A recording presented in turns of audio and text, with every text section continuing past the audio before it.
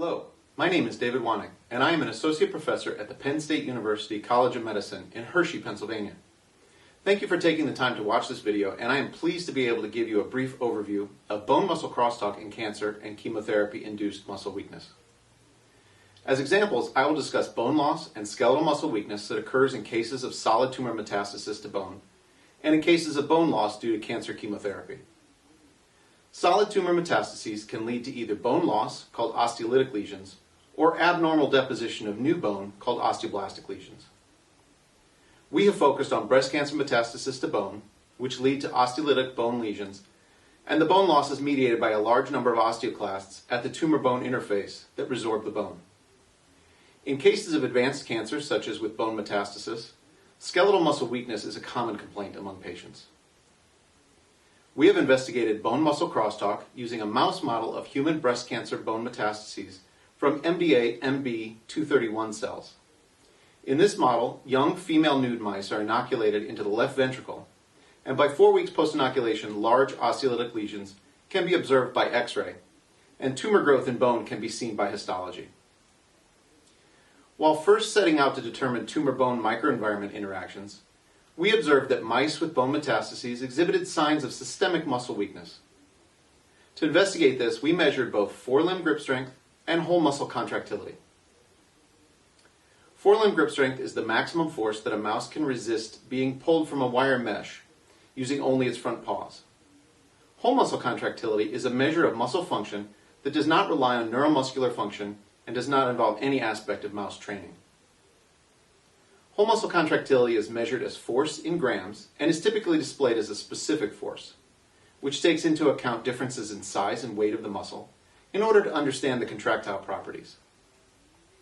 For whole muscle contractility, the extensor digitorum longus muscle, or EDL, or the soleus muscle is carefully dissected from the lower hind limb and is stimulated to contract by supramaximal field stimulation.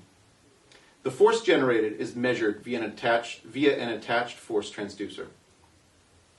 The EDL muscle is used to assess a fast-twitch glycolytic muscle type, and the soleus is used to assess a slow-twitch oxidative muscle type.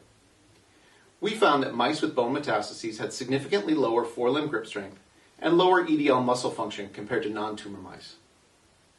So there appeared to be a connection between bone and muscle that went beyond the well-defined mechanical interactions that have been known for many years.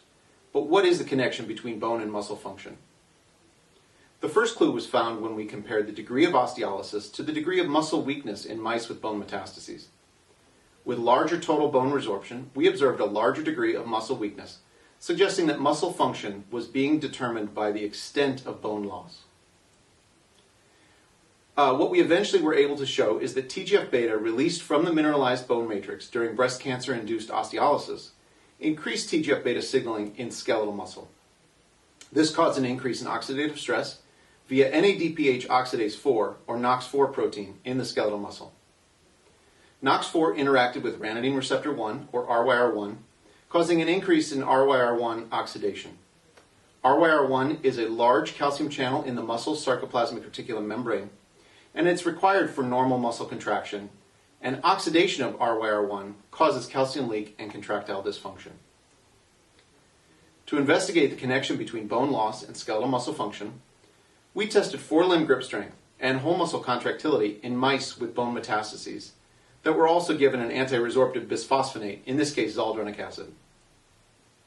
Our findings showed that blocking bone resorption improved skeletal muscle function of both forelimb grip strength and EDL whole muscle contractility. We also showed that this improvement was due to prevention of TGF-beta signaling in muscle. Patients with bone metastases will often be treated with chemotherapy and a bone anti-resorptive, so we wanted to extend these studies to test the effect of chemotherapy on tumor growth in bone, and in this case used carboplatin as the chemotherapeutic agent. We found that chemotherapy reduced tumor burden in bone in mice with MDA MB-231 bone metastases. However, there was no improvement in muscle function in tumor mice treated with carboplatin.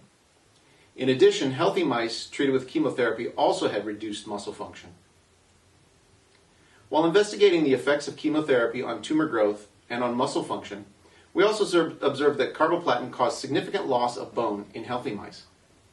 We measured trabecular bone loss at the distal femur and proximal tibia by micro-CT. Again, just as with the tumor studies, we used the bisphosphonate zoledronic acid to prevent bone loss and showed that this was able to prevent carboplatin-induced bone loss. Also, zoledronic acid significantly improved skeletal muscle contractility of the EDL from mice treated with chemotherapy. These exciting data showed that preventing bone loss due to cancer in bone and due to chemotherapy-induced bone loss both has positive effects that go beyond just the bone. By blocking bone loss and improving muscle function in cancer patients, we have the potential to reduce fractures from falls that increase mortality, but also have significant positive effects on mobility and quality of life. This could also prevent a downward spiral of immobility and lack of function that contributes to mortality. So this work would not have been possible without the talented postdocs, graduate students, and collaborators that I have worked with over the years. In particular, Brian Hain, a postdoc in my lab at Penn State, and Teresa Geis and Khalid Mohammed at Indiana University. I would also like to acknowledge my funding, especially the NCI and the Pennsylvania Breast Cancer Coalition, for funding this work. I hope this has been a valuable primer for bone muscle crosstalk and effects of bone loss on skeletal muscle function, and thank you for taking the time to watch this video.